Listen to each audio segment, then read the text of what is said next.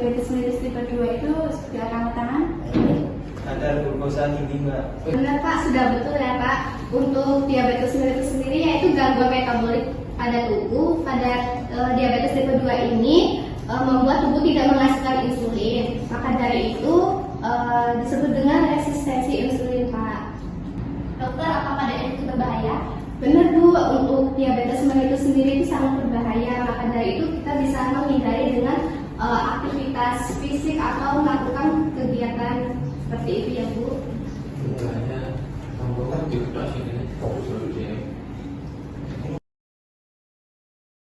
Bapak, Ibu, untuk selanjutnya nanti akan disampaikan oleh Mbak Farida sama Mbak Tami yang akan menjelaskan sistem endokrin. Baik, Mbak. Mari Mbak, silakan.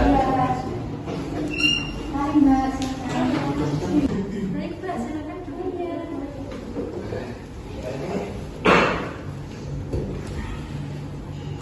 Oke, baik Mbak, Ibu, Bapak sekalian. Jadi sistem endokrin ini adalah sistem organ yang menghasilkan hormon dalam tubuh kita. Nah, untuk pankreas sendiri ini adalah organ dari sistem endokrin ini yang menghasilkan insulin. Jadi sehingga glukosa atau gula yang dihasilkan dari makanan kita makan itu bisa dicerna oleh dari pankreas gitu. Jadi gula darahnya itu bisa lebih turun seperti itu. Cok, berarti pankreas saya rusak dong kalau gitu?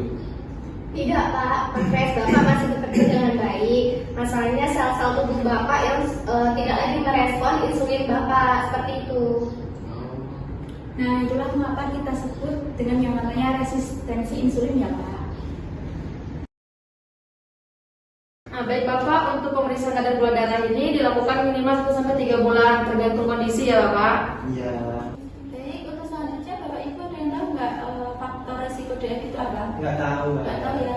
Untuk selanjutnya akan dijelaskan oleh Mbak Farida ya.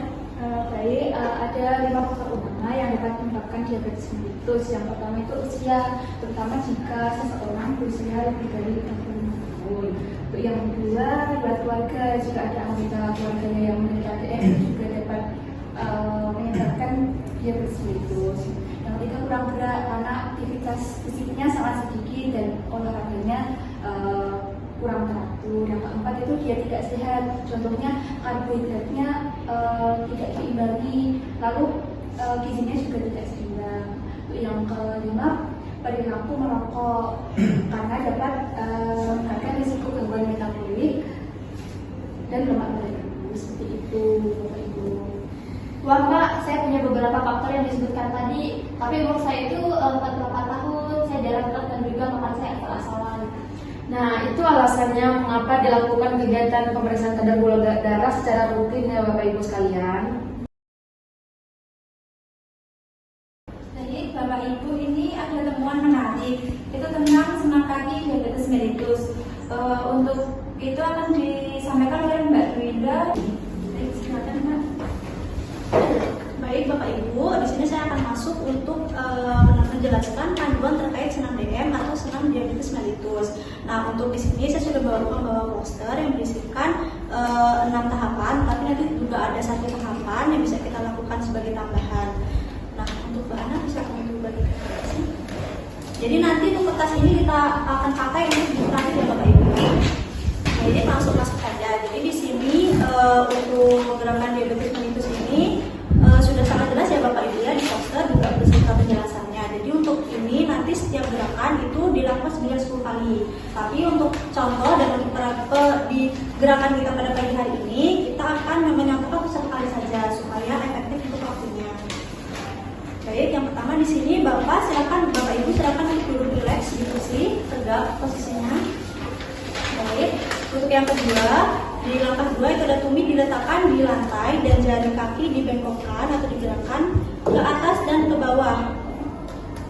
Baik, ya sudah. Untuk langkah yang ketiga, tumit dilakukan di atas lantai, telapak kaki diangkat ke atas, kemudian kaki yang lainnya atau jari kaki diletakkan di lantai dan tumit diangkat lakukan secara bersamaan. Baik, untuk selanjutnya di langkah 4, tumit kaki diletakkan di lantai, kemudian ujung jari kaki diangkat ke atas buat gerakan memutar.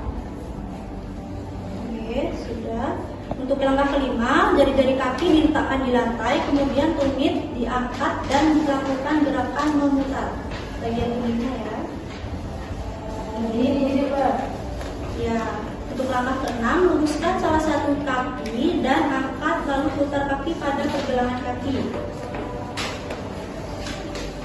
Oke, sudah. Nah, selanjutnya yang terakhir, kertasnya bisa ditaruh di bawah di kaki. Baik, Bapak Ibu, selanjutnya kita kan sudah ada kertas di kaki Bapak Ibu masing-masing. Jadi silakan dibuat bulat-bulat menggunakan kaki. Biar mas. Oke. Setelah sudah, silakan untuk dikembalikan seperti semula. Dilakukan menggunakan kaki, digerakkan semua kakinya. Oke, baik. Sudah ya Ibu, Bapak ya. Kira-kira sudah ada yang paham atau sudah ada yang hafal malah? Ya, saya juga sering melakukan setiap minggu. Yang tadinya diabetes saya 250 jadi 200 mg per desiliter. Oke, bagus ya Ibu ya. Ibu siapa? Ibu Ika. Baik, untuk selanjutnya saya akan menambahkan sedikit ya untuk menjelaskan tentang senam PDM. Jadi untuk senam PDM ini adalah olahraga khusus yang memang diperuntukkan untuk pasien atau penderita diabetes mellitus. Nah, untuk senam PDM ini memang sangat ringan, bisa dilakukan kapan saja dan di mana saja, tetapi sangat efektif. Dimana tadi Bika juga sudah mendapatkan progresnya dan manfaatnya. Jadi memang Bapak Ibu yang belum melakukan bisa melakukan ini di rumah. Nah, Bapak Ibu, semuanya ini berdasarkan penelitian kami yang dimana kami meneliti sebanyak 18 tes PDM yang dimana sebelum kami kasih intervensi senam kaki itu dari 215,22 mg per dl menjadi 202,82 mg per dl. Itu penurunannya sebesar 15,28 mg per dl. Nah, untuk referensi kadar gula darah normal itu dari 120 sampai 140 mg per desiliter ya Bapak Ibu. Nah, jadi senam kaki ini sangat penting, sangat membantu untuk menurunkan kadar gula darah pada Bapak Ibu sekalian. Wah, ternyata caranya simpel juga ya, tapi manfaatnya banyak sekali itu. Berarti saya juga bisa melakukannya ya Dok? Bisa. Makasih Dok. Iya. Baik, Mbak Duwina, bisa dijelaskan Mbak mengapa senam kaki bisa menurunkan gula darah?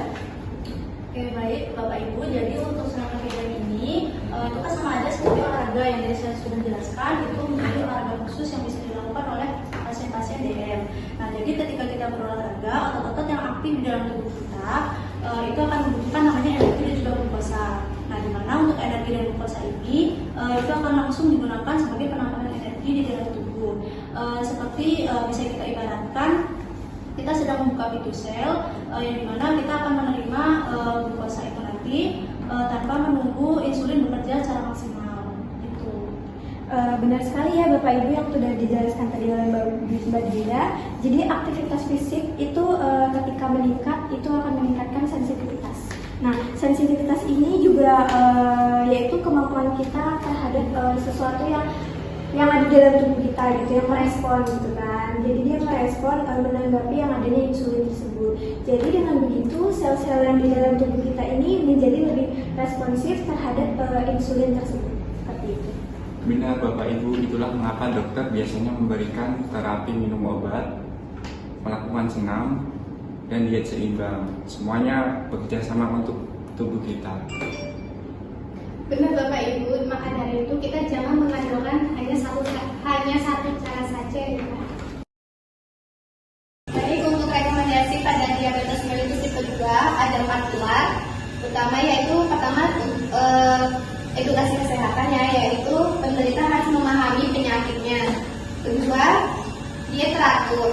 Untuk diet teratur sendiri itu pola makan harus sehat dan seimbang, jangan lupa untuk aktivitas fisik seperti senam kaki yang sudah diajarkan tadi, dan yang terakhir yaitu minum obat teratur dan jangan lupa konsul ke dokter. Seperti itu.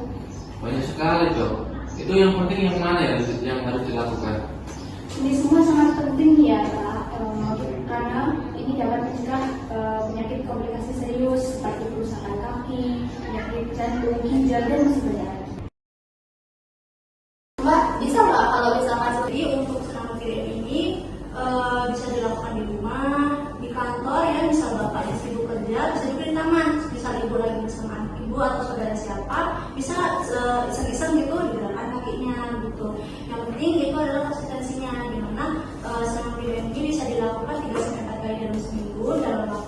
lebih per sesi, gitu ya Bu ya.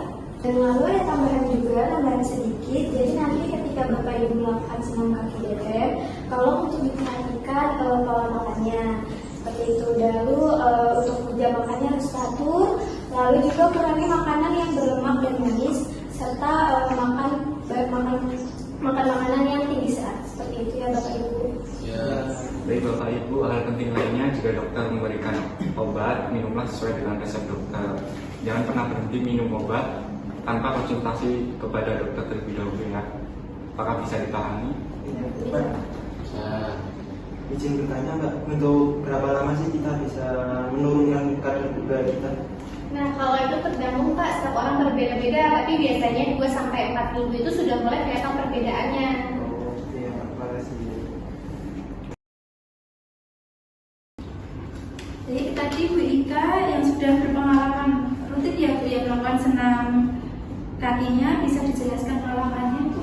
Boleh Bu, jadi semenjak saya sudah melakukan senam BM itu, kaki saya jadi nggak pernah kesemutan lagi, terus juga betis sama paha saya otot-ototnya lebih kencang, terus juga pergelangan sendi saya jadi nggak bunyi tek-tek gitu setiap habis sholat gitu. Bagus berarti ya Bu Ika ya sudah dilakukan secara rutin ya. Jadi untuk Bapak Ibu itulah tadi yang sudah sedikit digambarkan oleh Bu Ika bagaimana keindahannya yang kita bisa bilang untuk senam kaki DM yang memang diciptakan dan diperuntukkan untuk para penderita diabetes mellitus. Nah, yang sudah disertakan dengan berbagai macam manfaatnya yang secara menyeluruh ini. Nah, jadi tidak hanya untuk menurunkan gula darah, tetapi juga bisa untuk kesehatan kaki secara umum pada penderita diabetes mellitus. Terima kasih ya Mbak sudah berbagi pengalaman kepada kami. Ya, Bu. Yang belum terkena DM, bagaimana cara pencegahannya diabetes mellitus itu? Bisa dimulai dari sederhana terlebih dahulu. Contohnya kayak hidup aktif, misal hidupnya jangan terlalu lama, terus olahraga teratur 150 menit per minggu, makan makanan gizi yang seimbang, lalu hindari asap rokok dan perilaku merokok, kelola stres dengan baik, tidur cukup 7 sampai 8 jam per malam. Baik Bapak Ibu, dari penelitian kami ini bahwa orang yang mulai hidup sehat sejak muda itu minim resiko terkena DM kedua. Dan untuk warga yang tidak terkena DM kedua ini dapat menjadi sumber informasi, sumber edukasi bagi Bapak Ibu semua. Oh, lebih baik mencegah daripada mengobati ya Mbak? Ya, betul Pak. Baik, Bapak Ibu, untuk kesimpulannya pada hari ini adalah diabetes mellitus tipe 2 itu merupakan kondisi yang bisa dikelola dengan baik. Dengan begitu, mari kita lakukan senam kaki secara rutin nanti di rumah. Bisa dilakukan di mana saja, kapan saja. Yang penting kita harus niat dan konsisten dan jangan lupa untuk memperhatikan pola makan dan kesehatan. Seperti itu. baik Mbak, terima kasih banyak. Kita berdua sudah paham. Ya, sama-sama. Ya, sama-sama Bapak Ibu. Terima kasih ya Bapak Ibu sudah meluangkan waktunya. Baik, untuk selanjutnya kita tutup ya. Ingat, kesehatan itu investasi penting buat tubuh kita ya. Iya.